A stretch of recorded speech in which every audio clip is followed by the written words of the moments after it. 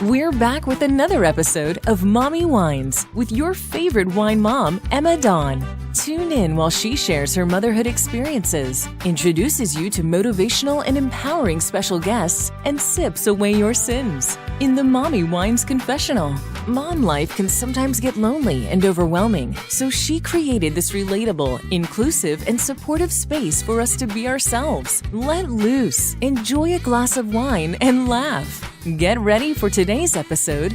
Here's Emma.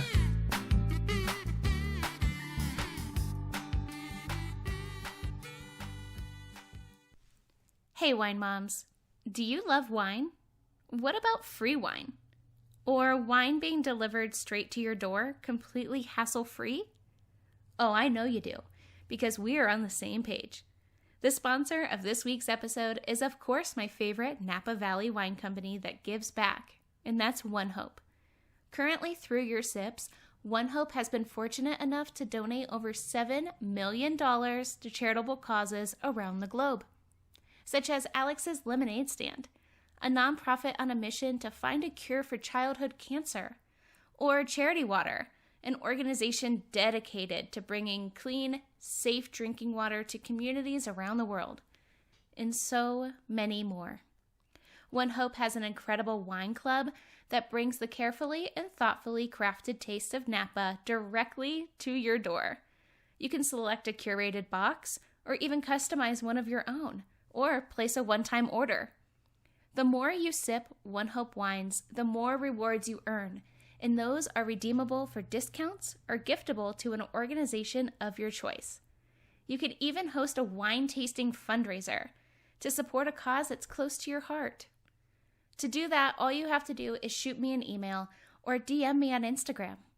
Link and details are in the show notes below. Now let's go ahead and get into the show. How are you?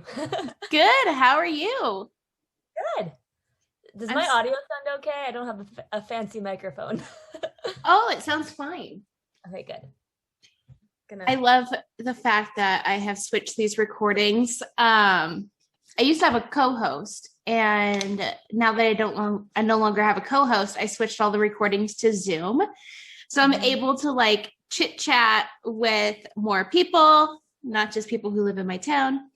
But also going to Zoom, it's like a face-to-face conversation, kind of. So, absolutely. I feel like Zoom's audio is always pretty good, even if you don't have a microphone. I agree. As long as you don't put Bluetooth headphones. Yeah, I refrained from headphones today. I was like, nah, it's fine. I'll close the door. So is this your craft area? It's such a mess. See how everything's everywhere? I love this. Yeah, this is where I do everything. There's a bed in here because it used to be accessible as a bedroom, and now it's literally just my Cricut and everything everywhere. A creative space. I love it. Well, for everybody listening, this is Michelle, the creator behind Lushy Labels. What inspired you to start making these super sassy, super cute wine labels? I wish I'm going to bring this up because I'm going to pour myself a glass of wine. I know it might be a little early by you, but this says pairs well with recording podcasts. So. Cute. Oh my God, I love that. If I wasn't the absolute most hungover, I would drink wine with you because it's 2 o'clock here. But yeah, it's 5 o'clock in New York, so I figured I might as well. But I started Lushy Labels. It was literally on a whim.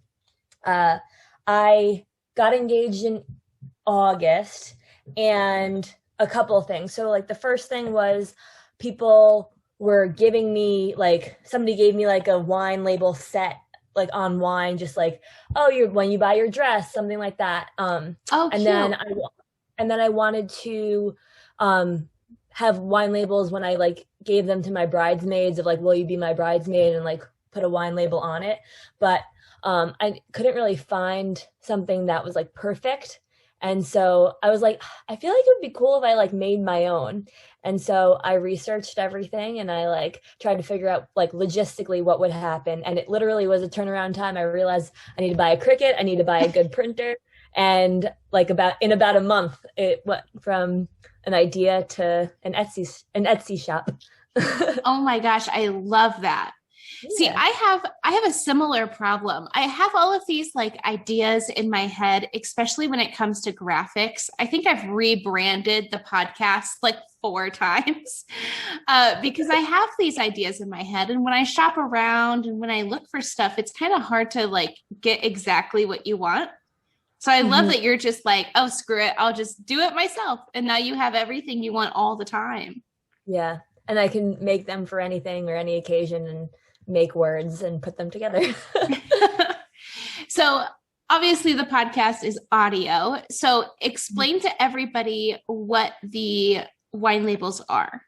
Okay. So basically it is so I write notes with all my orders, and I created Lushy labels to bring people together through wine. Like that's my big thing. Like I feel like there's a big difference between going to a party and like running to the liquor store before you get there. Oh, let me go grab like a bottle of something so I have something to bring, where you like put this label on the wine, and I have champagne labels or like bubbly labels, standard size labels, and like Pinot Noir, like a curvy shaped label, and you put it on and it makes it personal. So for example, if you are going to a bridal shower and you are giving them wine, you have an option of like, cheers, you're engaged, or something along those lines. So everything makes it more personal. You can add the person's name, and it makes a gift, like it ups the level of the gift.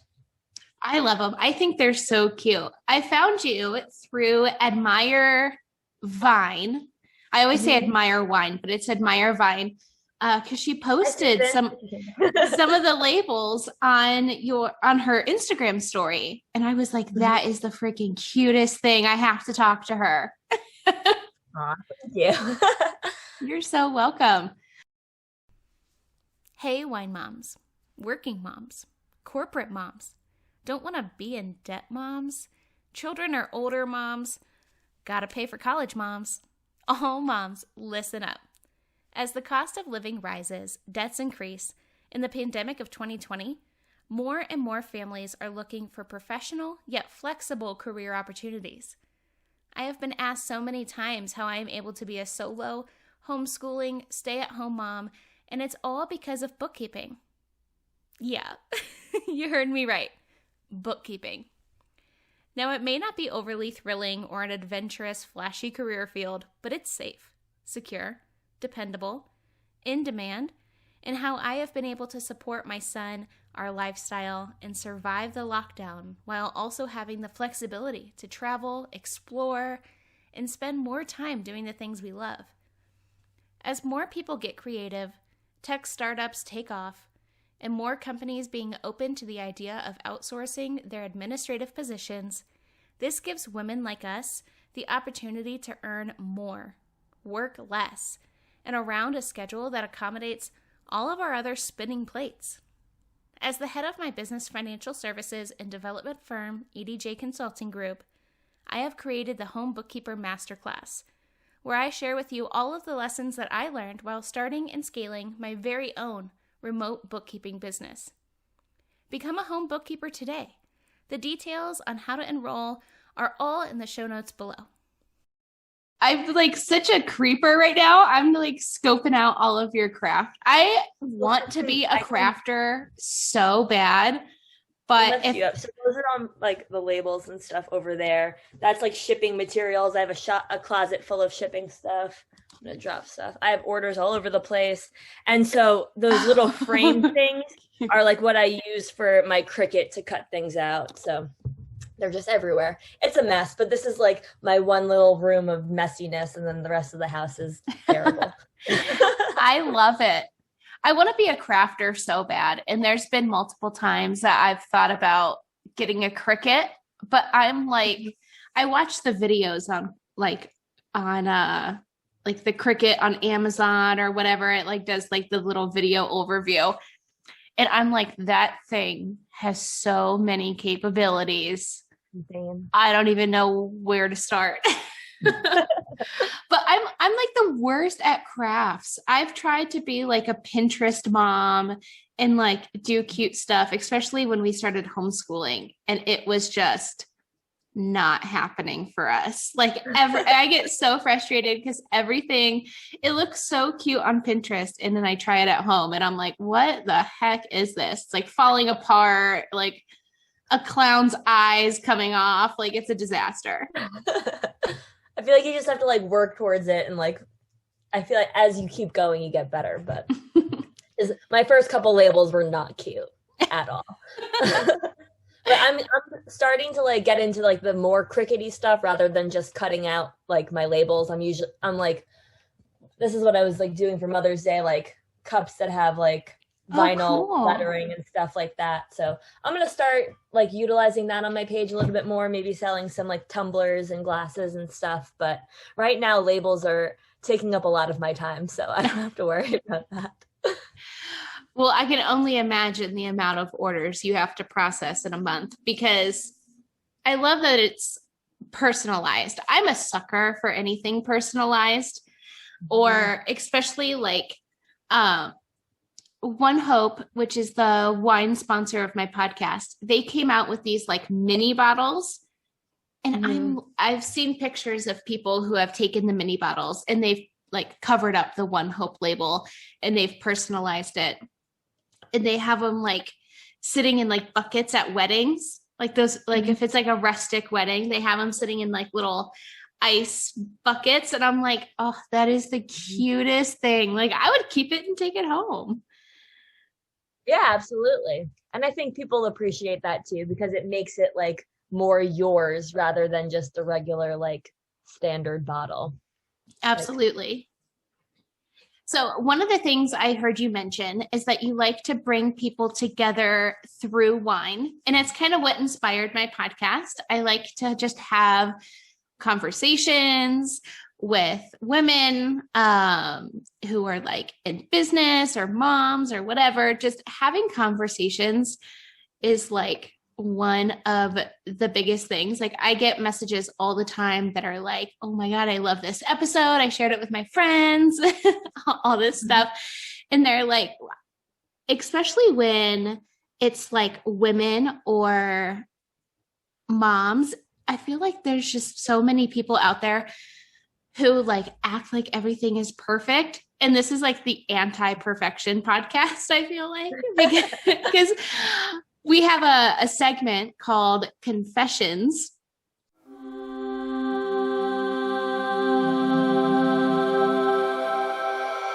So if you have a confession prepared, but like some of the confessions, I get messages and people are like, oh my God, I thought I was the only one who did that. And it's gotten so, the perfectionism veil has been lifted, especially recently on Instagram.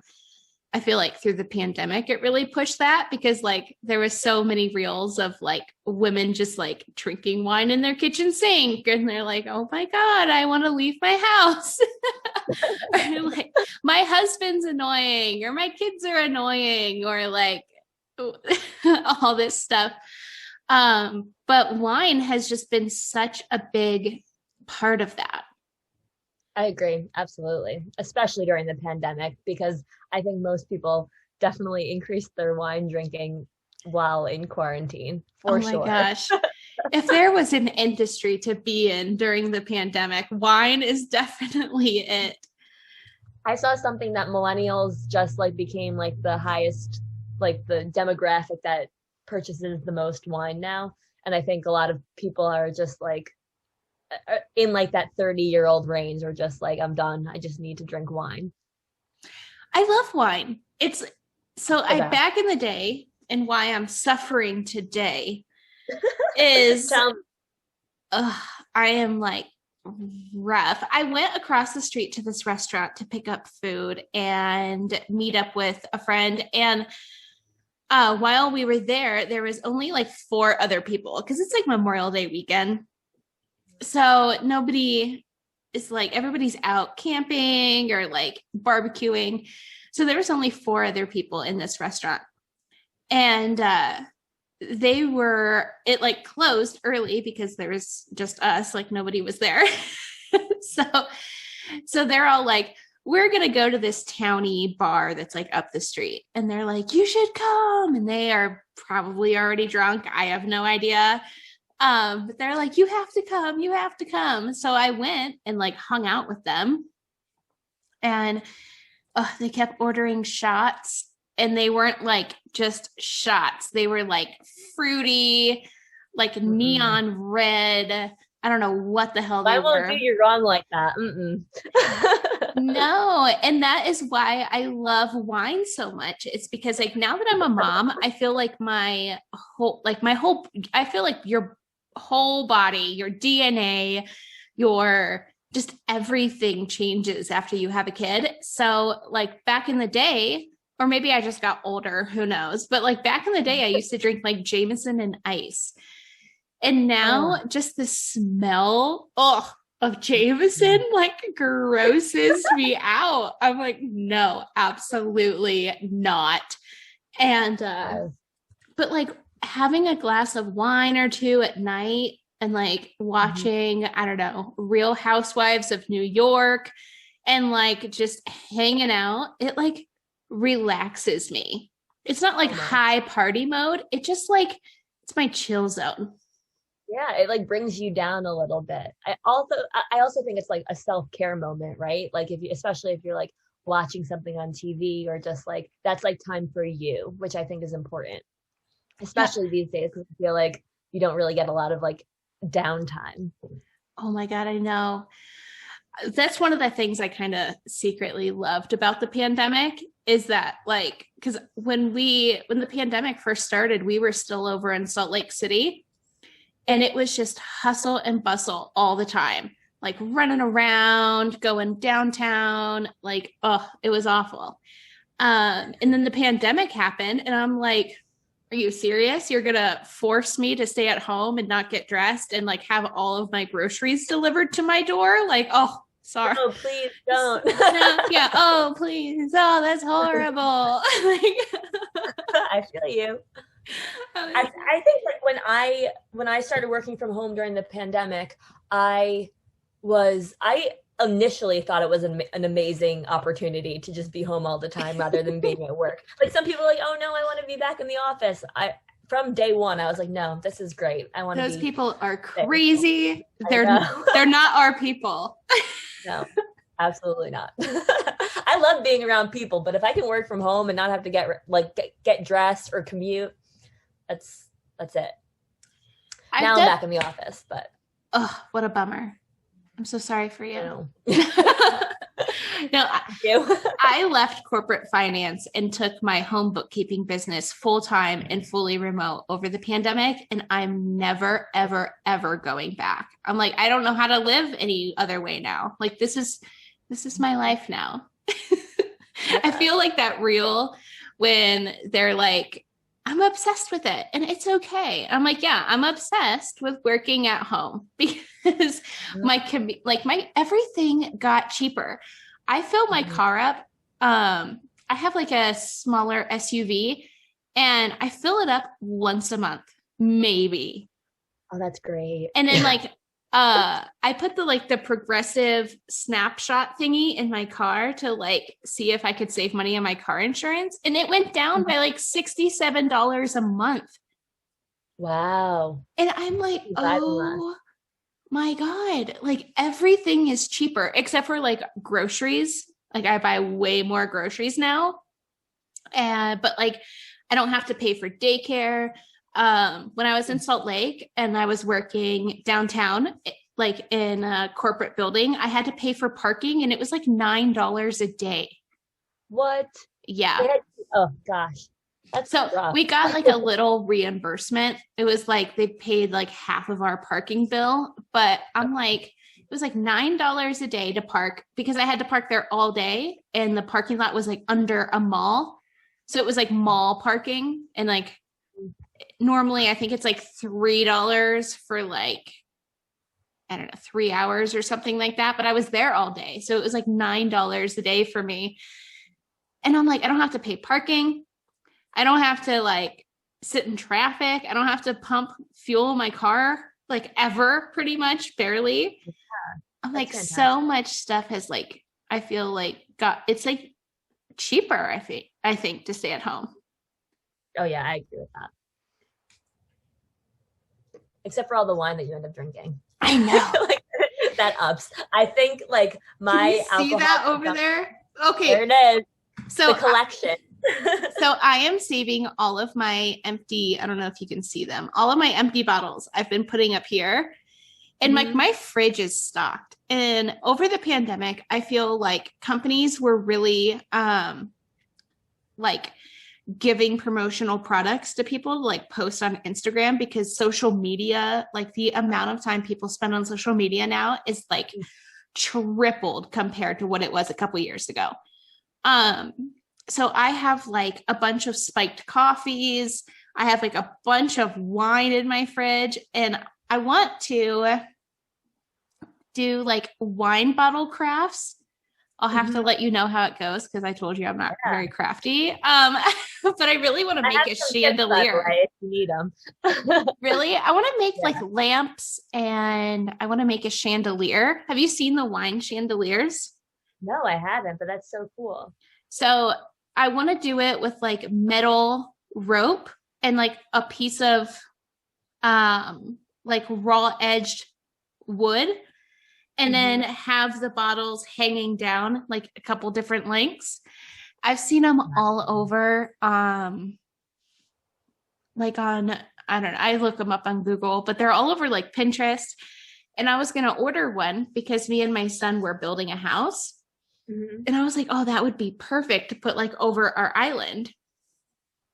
And I went to go see how much they were, and they're like thousands of dollars. And I'm like, I drink enough wine. All I got to do is get some like wood.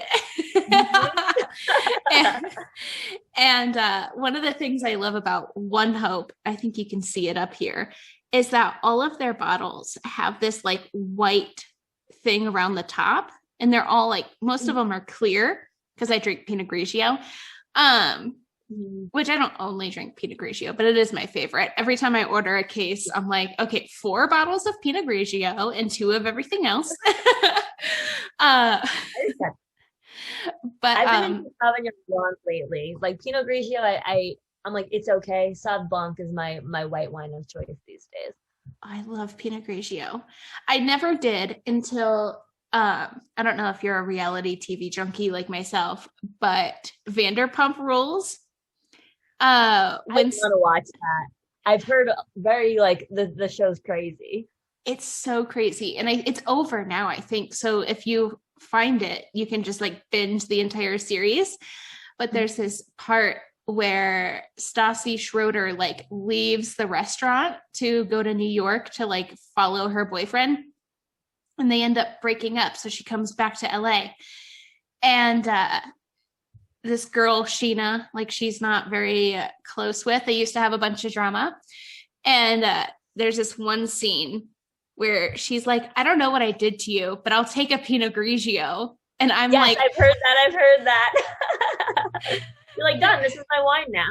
And I'm like, oh my God. I went out like that day and bought a bottle of Pinot Grigio, and I just like never turned back. I was like, I'm a Stassi now.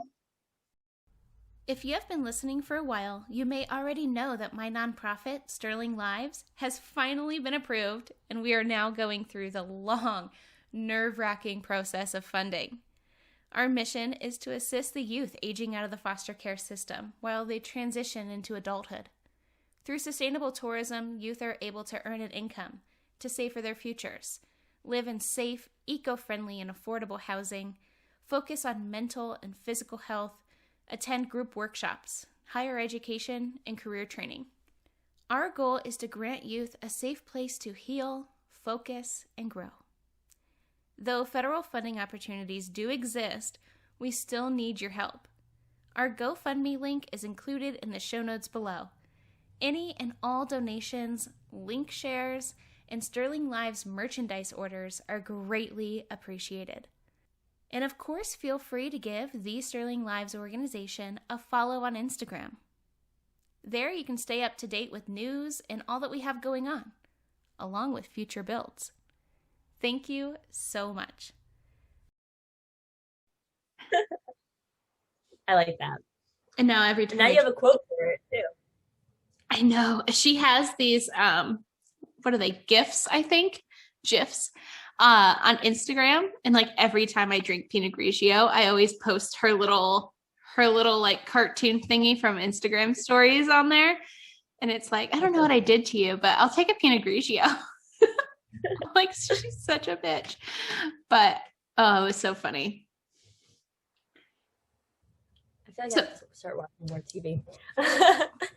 I've watched so much. So my job, I don't have to like be on the phone or whatever. I just do bookkeeping from home.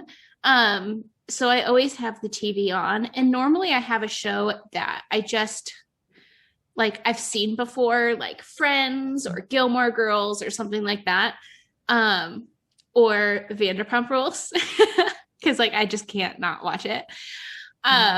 And I watch so much TV now. I feel like my TV is always on. Between me and my 4-year-old son, somebody's watching TV. I'm sure you watch very different shows.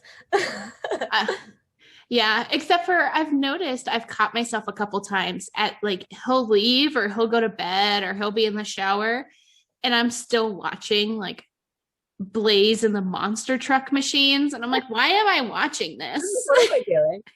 Like I can change it. So what kind of inspired your love for wine? Is it something that you've always had around, or is it a passion that you found later? This is pretty recent. Like I don't think we really started drinking wine until like last year. Like that wasn't usually my choice. Like if I went to a bar, I was getting like a vodka soda. That was just like always my thing. And like hard seltzers and whatnot. That was normally like my gameplay.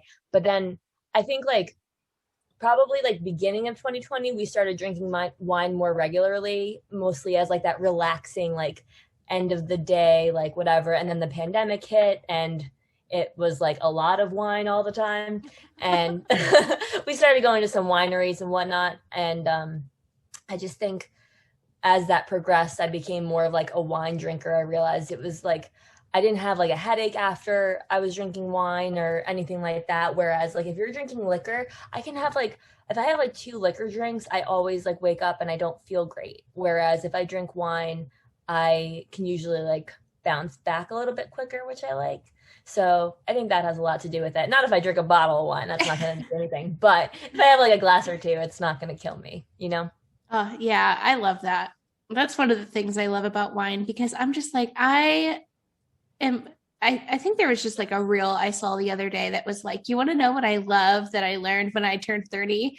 And the guy's like, not getting hungover. Like that is what I love. Like back in the day, we would go out to bars or like party or whatever, have bonfires, because in Ohio you can do that. Out here in Nevada it's like very frowned upon because you'll burn the entire state down. Oh yeah, no humidity. But I would just like sometimes, especially even when you're young, like it sucks to have a hangover, but like I feel like you're still functionable. Like the amount of times I would go to like a college class in sweatpants and sunglasses and still be able to like pass my exam. It's like, but like now if I have a hangover, it's devastating to my entire day the next day. Or a 2-day hangover is something I found out existed when I turned 30. Yeah. It's funny you say that because I had the worst hangover yesterday that I've had like probably in like a year. So we went out with some friends because like in New York things are starting to like open up a little bit, and then we ended up coming back to our house and we drank more. We were up till 5 o'clock in the morning. I was like, I am never doing this again. It was terrible. Oh my god, it wasn't terrible. We had a blast, but we were like yesterday, thank goodness it's been pouring. Like it's pouring in New York right now, and it was pouring yesterday. So like it was like the perfect day to like sit in bed, and we watched The Handmaid's Tale all day, and it was fantastic.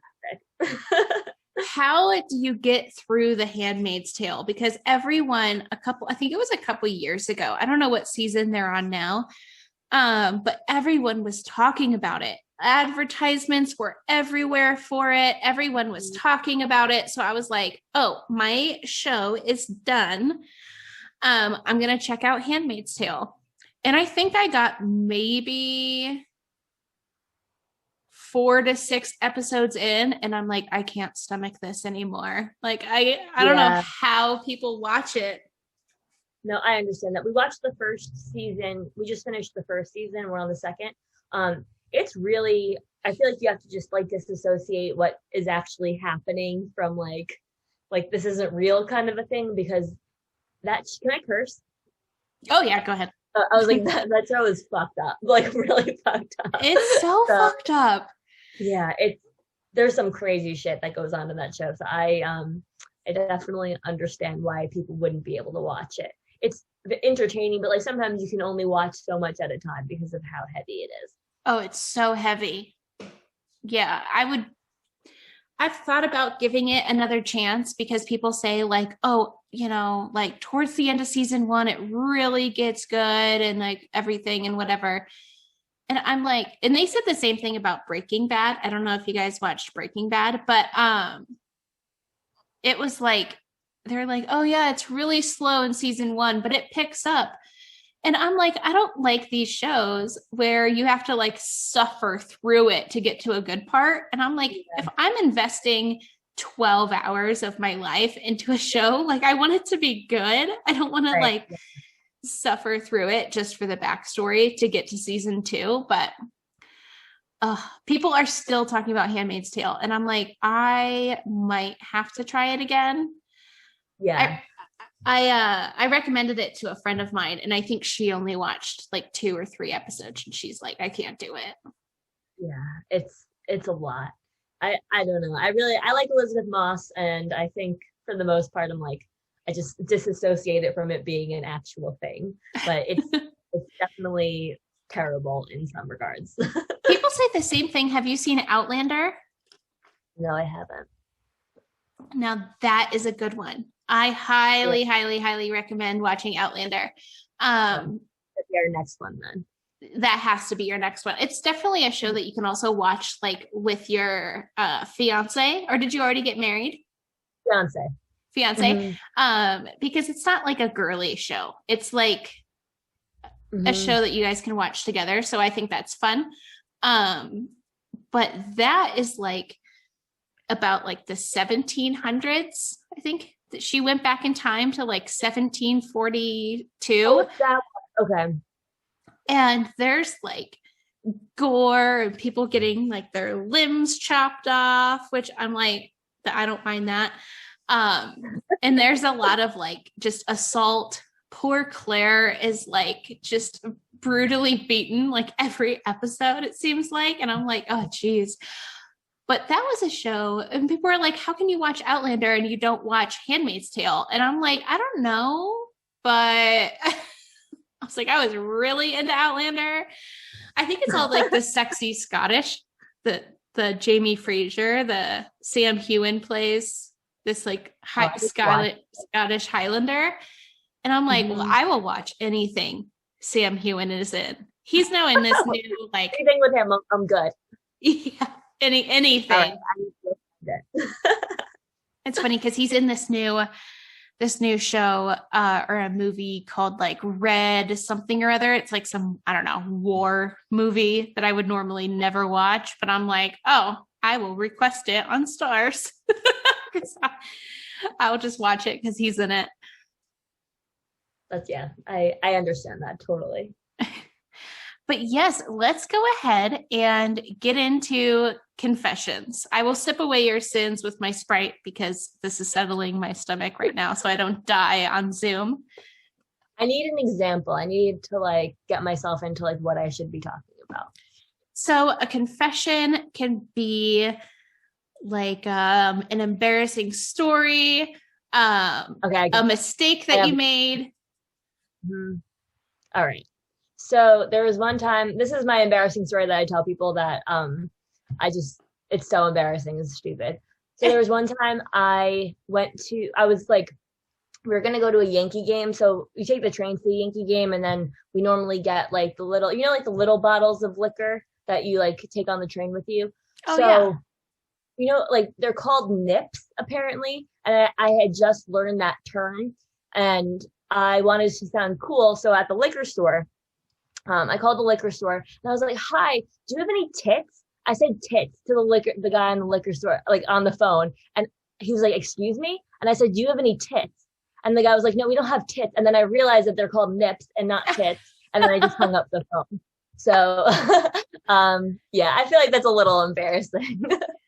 Oh my God, that's hilarious. I never knew that they were called nips. I found it out, and then that's why I called them tits, because nips and tits for some reason in my head were the same thing. And I realized it wasn't the same thing.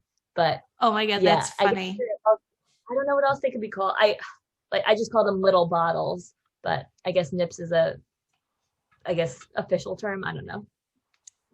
It's cute. You learn something new every day. Yeah, absolutely.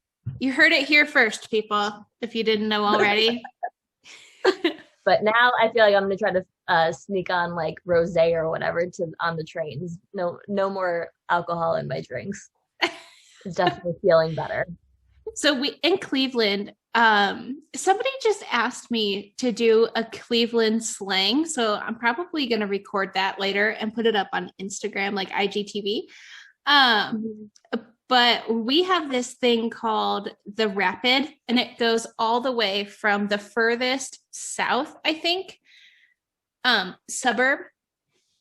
Mm-hmm. So like I feel like all cities are kind of like this. You have like the downtown area, and then you have like the first, I guess, radius of like city living housing. And then you have like then you start getting into like suburbs and whatever. So we would take the Rapid. So we would get, and that's what it's called. It's like this electric train thingy. But anytime we were going to like a game or like a concert or to like drink downtown, especially on St. Patty's Day, that Rapid train is like a party bus on St. Patrick's Day. It is insane. And we would take that. So obviously we wouldn't have to drive. And this one time, my friend's purse got stolen because she filled her purse up with like those little mini bottles of Fireball. And she was like, we were going to a Browns game. So she had like filled her purse up with those little mini bottles to like take, because I don't know why she just didn't bring a regular bottle of Fireball, but this is also pre-COVID. So like nobody back then was afraid of germs. Yeah, I feel like that's great for germ. Everyone gets their own, but yeah, no one thought like that back in 2019. Oh no, this was way beyond like before COVID. And this guy stole her purse because he saw that it was filled with like the little bottles of Fireball. Dang, that's terrible. I don't know. Ugh, just thinking about Fireball right now is making me want to. Thought of Fireball is not. Well, share with everybody listening where they can find your store and follow you along on social media. Awesome. So my company is called Lushy Labels. Lushy isn't an actual word. I made it up because of the word lush, because lush is like both like, a lush, like basically a drunk, but lush is also like extravagant. So I liked the way that the word had like this juxtaposition of like fanciness, but also like ratchet. I love it. I love a good pun. So Lushy Labels, and I'm on Instagram at Lushy Labels, and my Etsy shop is also called Lushy Labels.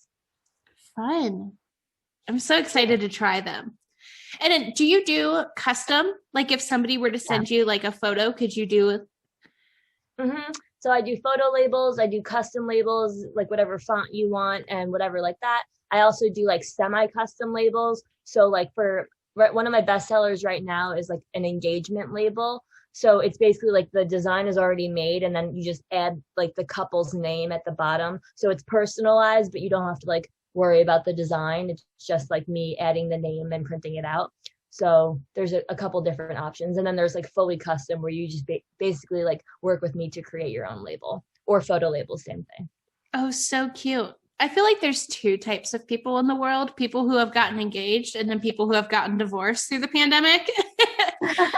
I'm glad you're on the engaged side, but I feel like now that the world is starting to open up, so many people are just going to be, especially all the weddings and stuff that had to be rescheduled. Oh, yeah. I bet venues and wedding planners and photographers are probably going to be booked for like 2 years at least. Solid. Yeah, absolutely. Because when we were trying to figure out our venue, because we had gotten that engaged in August, it was like pretty much when we started looking in like October at venues, everywhere was completely booked for the entire year for 2021, because everyone had rescheduled from 2020. So everyone pushed their wedding, and we were like, all right, whatever, we'll get married in 2022. So that's why we're getting married next year. Just city hall it. Say like, screw it, I'm not doing it. I thought about it. I really did. That's what I would do, because all that stress, I don't think I would make it through planning a wedding. Yeah, it's a lot. I'm like, we have to like make the guest list soon too, and send out the save the dates. And just the thought of like cutting people and whatnot is just nerve-wracking. The idea of getting married to me seems so terrifying. Just having like, so say you had, I don't know, 100-person guest list, right? Mm-hmm. All 100 of those people are going to be staring at you at the same time. Mm-hmm. Like, yeah. It's so funny because like little girls you think would be like daydreaming of their wedding, like as they're growing up. And me, I'm like, that gives me like the most anxiety. Like that. I would city hall it. I would like go to like Lake Tahoe or something and bring like maybe 5 people and just call it a day. That sounds like a blast. Well, thank you so much for being my guest today. I'm going to keep you updated on when your episode goes out. And yeah, in the meantime, let's stay in touch and let me know if you have any questions. Great. Thank you so much for having me. I appreciate it. You're welcome. Enjoy the rest of your weekend. You too. Bye. Bye. Thank you for listening to this episode of the Mommy Wines podcast. Make sure to leave a rating and review. And don't forget, if you're listening on YouTube, to give this video a big thumbs up and make sure to subscribe. And feel free to share this episode with your friends. Be like, hey girl, just listen to this super awesome and relatable podcast from Mommy Wines. Here's the link to the episode. Have fun. You know. And to support the show and keep it growing, snag some MWP merchandise available at themommywines.com. You can also find all of my wine gadgets and my favorites right there under the shop page. For even more tipsy content, follow Mommy Wines Podcast on Instagram. On IG, I go live with real wine industry professionals. I try new sips, connect with all of you wine moms, and share some pretty funny memes if I do say so myself. All sponsor info and links will be available in the details below. So until next Wine Wednesday, mamas, parent and drink responsibly.